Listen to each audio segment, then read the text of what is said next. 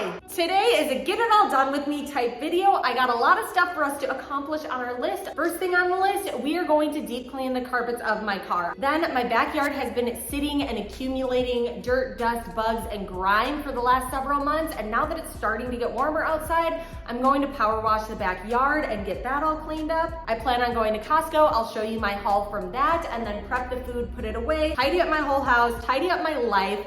There's a lot to clean up, so let's get it all done. Let's start with deep cleaning the carpets of my car, because it is smelling putrid in my car despite cleaning all parts of it, including the removable mats for a recent TikTok. Shameless plug, go follow me over there. But even with all of that, it still smells like a foot. So the last culprit is the carpeting that I cannot remove, so we will address that now. I am starting off by cleaning it with my Shark Wand Vac, which has been very convenient for cleaning my car. My carpets look overall less crummy than ever since buying this.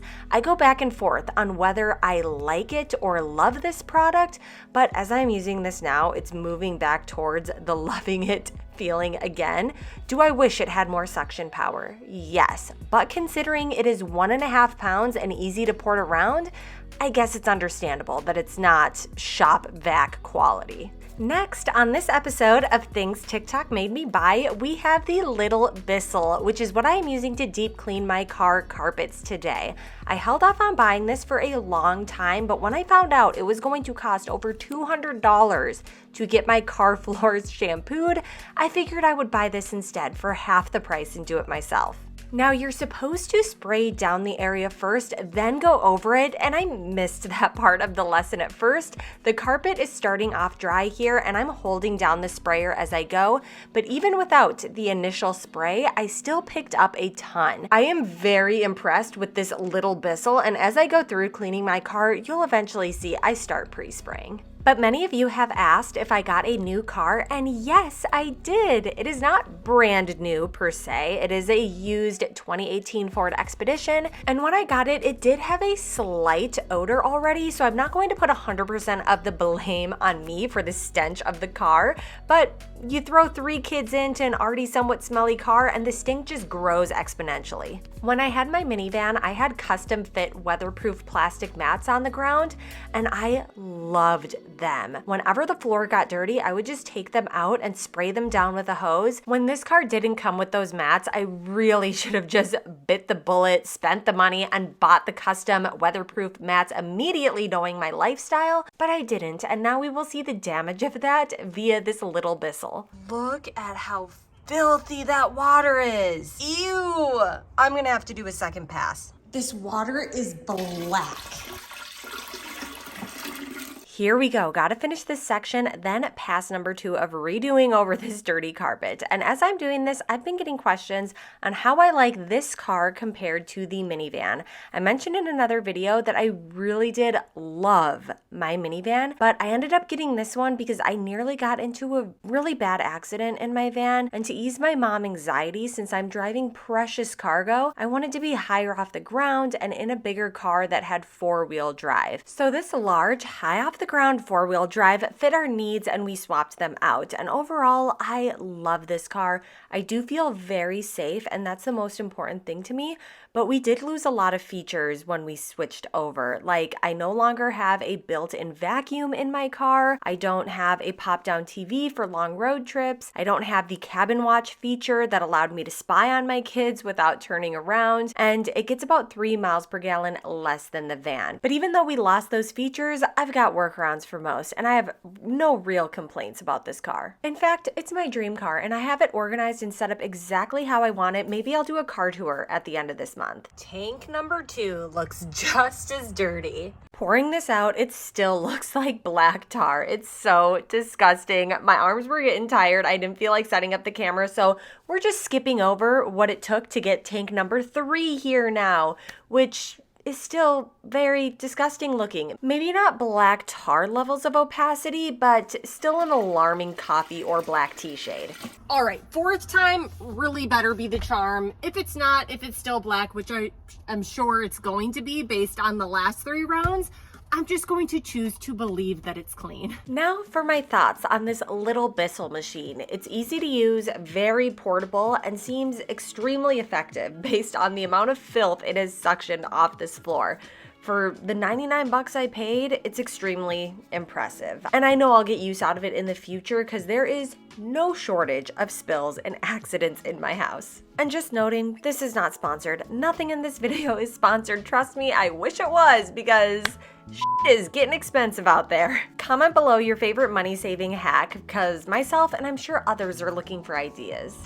Fourth canister full. And I haven't even done the trunk. This is just the back seat and the 2 front seat areas. It's actually semi-clear, so that's a plus. Let's just pretend it's clear because I got other things to take care of today and I've already spent more time than allotted on my stinky car.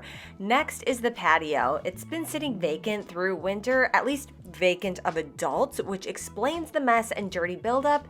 Now that it's warming up, I want to relax back here without fear that creepy crawlers are going to attack. So I'm tidying up first, then moving everything out of the way so this whole area can get a good spray down. The outdoor toys don't belong in this sandbox, so I'm going to put those in the large toy box that sits on the side of our house. Then move all the furniture to the side so that we can clean every inch of the patio. This next part here, I was very disturbed by. I thought it would be a good idea to lift the furniture cover to release any leaves and debris that got stuck in it over winter.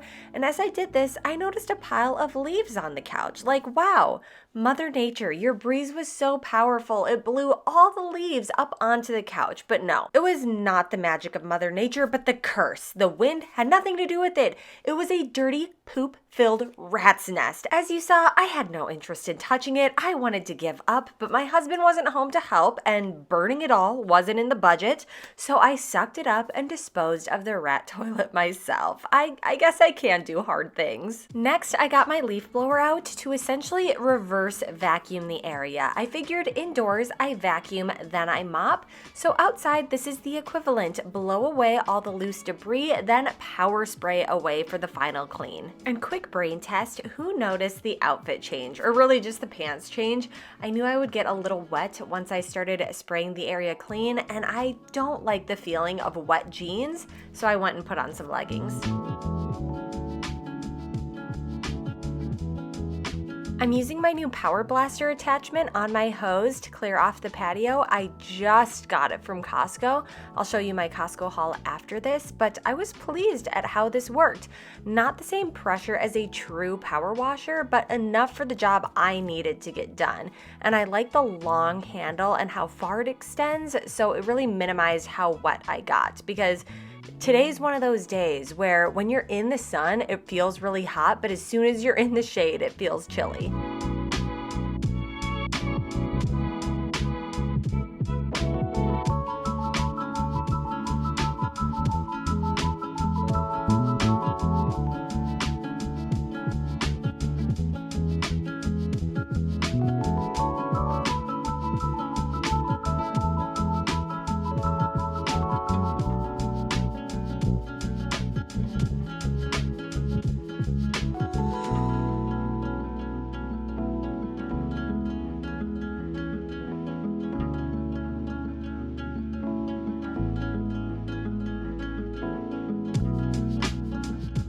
Putting all the cushions back, and I need to wipe them down and clean them off very well, mainly because of the rat's nest on the couch.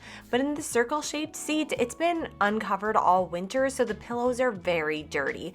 Don't ask me why I got white furniture for out here. I've already been kicking myself for the last year for it, but all things considered, it's still white, so I've been wiping them down enough, I guess. But I don't have time to clean them all today because we gotta go over the Costco haul. Just went to Costco and brought home a haul. Let me show you some of the stuff I got. I paid about $7.50 per 2-pound container of strawberries. The prices on food in general is obviously astronomical, but berries, tiny little cartons of blackberries, raspberries, blueberries were $10. So we're sticking to strawberries. pretty much forever now, indefinitely. And then mangoes. I love these little honey mangoes, $6.50 for a 6-pack. And the apples were $2 off, so I got some of those. And these are by far my favorite apples. Cosmic Crisps are also very good, but Envy's number one, then Cosmic Crisp, then Honey Crisp. And I'm sticking to that. Then these little French macarons were so good for the price. It was just over $15 for this. And they really taste like professional macaroons, and they're supposed to last until May, so hopefully I can save these till Easter to share with my friends and family, but we'll see. We'll see how long it lasts. I got some baby creamer potatoes for easy side dish. This was something I splurged on for myself, and it's not even really a splurge. It was $20, but it is a silk pillowcase, or really it's silk on one side and then bamboo rayon on the other side. The bamboo rayon side is for oily skin and hair, and then the silk side is for dry skin and hair. I'll be using the silk side, but this is a good Mother's Day gift idea if you cannot figure out what to get the mother in your life. This was another sweet that I definitely did not need, but I decided, what the heck, treat myself. I'm going to get it, and I've already eaten about 5 of them today, but they're little Celtic sea salt caramels, handmade in Montana. The best. Then I got these cheese heads that are a lunchbox and snack time love and staple. Some pretty hand soaps to put into the guest bathroom. Then some asparagus, another healthy side option. Lunchbox option here. Wow, I bought way more sugar than I should have. I refilled my little mochi addiction. I got applesauces for the boys. These Made Good granola minis we go through pretty quickly. They have a chocolate chip one and a mixed berry one. I think the mixed berry one tastes better, but my kids like all of them. Then I have these organic whole milk yogurt pouches. I throw these in the freezer, and then by the time lunchtime comes around, they're kind of a smoothie texture. My boys say that they're like a smoothie for lunch. And then the last thing I got that I am so excited about are these Whiskware snacking containers. You can section it out in 3 different ways. It has a removable handle on it. Let's just open it up. Take a look-see for ourselves. Oh, and it was a must in order for me to even be willing to buy it, but they are dishwasher safe. So cup number 1 is pretty sizable. Carrot sticks easily in this one, and then something sweet, a sweet treat in here, or nuts or something. But I fully plan on using these, including them in my boys' backpacks, and then also for road trips. They fit in my kids' cup holder in the car. So perfect for road tripping. Next, we're going to prep some of this produce, starting with the apples. And word on the street is baking soda is one of the most effective ways to clean apples, and bonus points, it's super cheap. So I'm filling my clean sink with water, putting the apples in, and adding about a half cup of baking soda to the tub. We'll let it sit for 15 minutes and then get back to it. Another word on the street that I need to try out myself is how you're supposed to supposedly properly store asparagus. Apparently, asparagus is a flower. I heard that you are supposed to cut asparagus stems just like you would a flower that you got from a bouquet, and you place it and store it in water.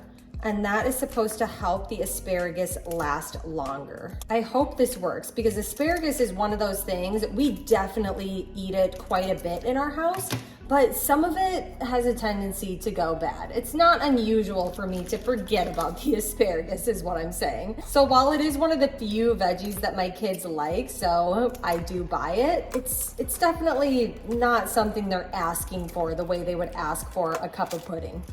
You know, maybe I should have washed these before putting them in here, but I'll just remember for this time around to wash them before I use them.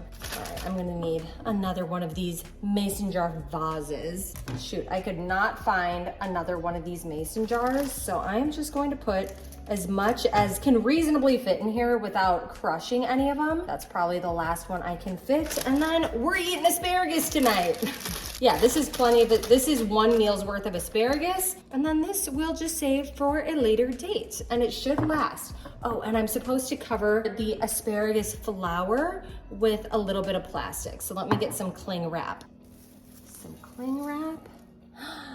Beautiful. Let's put it in the fridge. Next, I'm going to put the fruit that I bought into our fruit bowl that I keep on the counter. These honey mangoes are so good, but they need to ripen a bit more, so leaving them out is just fine. Got these, they look like oranges, but they are lemons. I'm gonna empty out the oranges up here. Now rinsing off and drying these apples to place them next to the mangoes in the fruit basket. Now, if you want apples to last longer, you should technically store them in the fridge. Apples love cold environments, but I found that when apples are stored in our fridge, they end up getting eaten less. I think it's an out of sight, out of mind thing, so we end up with more waste because they just live longer to eventually die in our fridge. So on the counter, they will stay. They last long enough here for us to eat through them because we eat more fruit when it is out, which is good because getting anyone to eat any sort of vegetable in this family can be a struggle. So I try to push fruit so that we're eating fresh. Next, we're going to wash these strawberries in a solution of water and vinegar. Washing strawberries in vinegar is something I recently started doing because I learned that it helps berries last longer, and it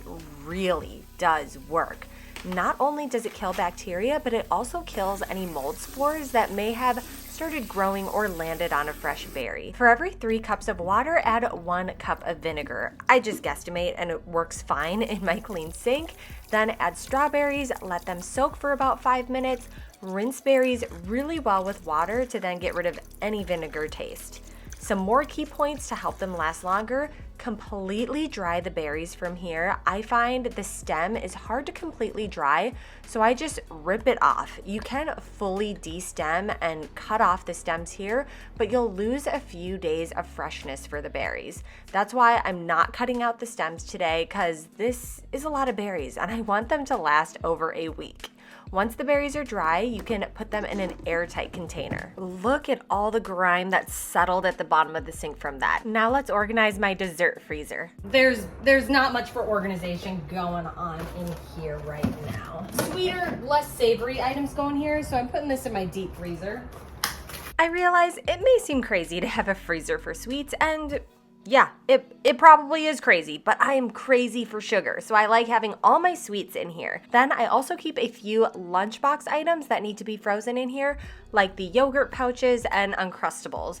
Those can get lost in the deep freezer, and I reach for them all the time, so they need to be easily accessible. I'm trying to keep like ice cream items together in here, and the Uncrustable box is huge and takes up an unnecessary amount of space. I need full visual of my options, so I'm taking them out of the box and lining them up here. All right, so quick freezer tour here. We have our lunchbox yogurt pouches, my mochis, dairy-free ice cream assortment here, dairy-free, gluten-free ice cream bars there for my husband. This one is mine. I have dairy ice cream. I'm not gonna be restricting myself to this when I'm allowed to have this. And then of course I choose basic vanilla, but whatever. We have our Greek yogurt bars here. I think this is another, coconut milk, another dairy-free. Then I have some of my ice cream sandwich cookies here. Some are dairy-free.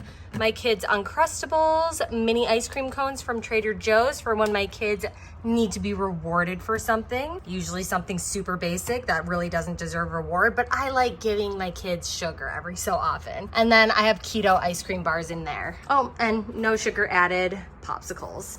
After this, I realized I had to rush to get my kids, and I didn't film an outro. Enjoy me talking over my intro video. I'm the least professional YouTuber, I think. But if you enjoyed this video and learned something or just made you smile, share it with a friend. And if you want to keep hanging out, feel free to click on one of the other videos floating over the screen, and I will see you in the next video. Bye!